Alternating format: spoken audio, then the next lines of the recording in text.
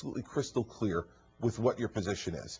Let's talk about education. You want to end tenure for teachers and put them on 5-year contracts based on merit. But also, as part of your budget crunch, you had to cut aid to the localities, to schools, by $1 billion this first year. The teachers union, let's put it up on the screen, says the result of that cut of aid to schools was 10,000 layoffs and retirements, larger class size, and local school districts had to impose sports and busing fees. Question, is that the way to improve education in New Jersey? Well, you know why those things happen? Those things happen because the teachers union refused to take a 1-year pay freeze and to contribute anything towards their health benefits. If they would have contributed 1.5% of their salary to their health benefits and frozen their pay for 1 year, none of those layoffs would have had to occur. This is the fight we have to have, Chris. I mean, we cannot have people in the public sector getting raises. New Jersey state workers under John Corzine, in a budget that I inherited this year, got 7% salary increases in this economy. They pay $800 to $900 a year for health benefits that cost the state in excess of $20,000 a year per employee. What I said to the teachers union was, join the shared sacrifice.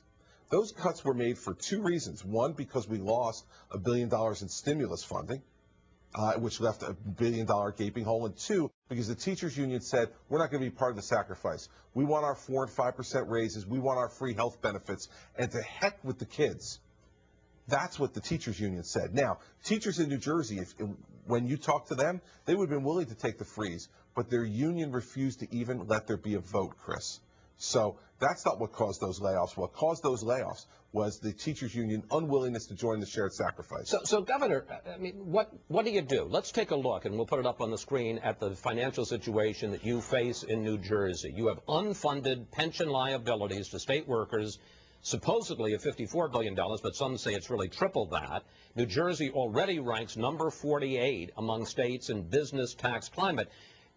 We just saw Illinois raise personal income taxes by 67%, to raise corporate taxes by 45%. You're obviously not going to do that. How do you get out of this budget crunch, this terrible debt you're in?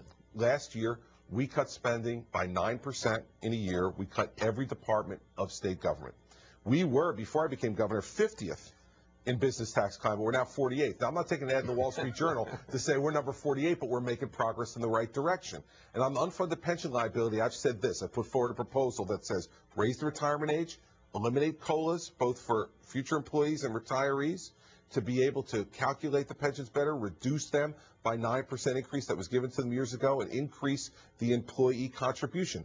Those are real hard reforms. But what it'll do is take that $54 billion, and in 30 years it will cut it in half. And have the pension public employee unions given you any indication they're going to go along with these ideas? They haven't, but you know what? The Democratic state legislature has said they're willing to work with me on it and negotiate, and they promised me, as part of property tax relief that we passed last year, that in the first quarter of this year we will pass real pension and health benefit reform. So that's going to be my push for the first quarter. You also talked just a moment ago about one of the reasons you had to cut aid to education was the fact that stimulus money ran out. Having said that, you recently advised the Republican leaders here in the House, when governors like me come and ask for more aid, don't give it to us. That's the worst thing you can do. Yeah, because it's time to make the tough decisions. I mean, look at what's happening with Medicaid. I urged during the campaign in 2009 not to accept the Medicaid stimulus because of the strings attached and the maintenance of effort that's being imposed by ARA and the maintenance of effort that's being imposed by the Obama health care plan. What's happening now is we're losing $900 million in Medicaid funding from the feds this year, creating a $1.4 billion hole in my Medicaid program for fiscal year 12. The federal government cannot continue to paper over these problems for the states. We've got to belly up to the bar and make the decisions. What I've said to Congress also, though, is take the strings off the states. Let us make our decisions about the level of benefit that we give in some of these programs rather than impose it from Washington, D.C. So, for instance, in Medicaid, you'd say, what, give us a block grant, let us decide how to spend it? That'd be one idea. Or at a minimum, take the strings off so that we can decide the level of benefit. Because they're going to put us in an awful position. And this is what I mean. You send this money to us on a temporary basis to paper over the problem.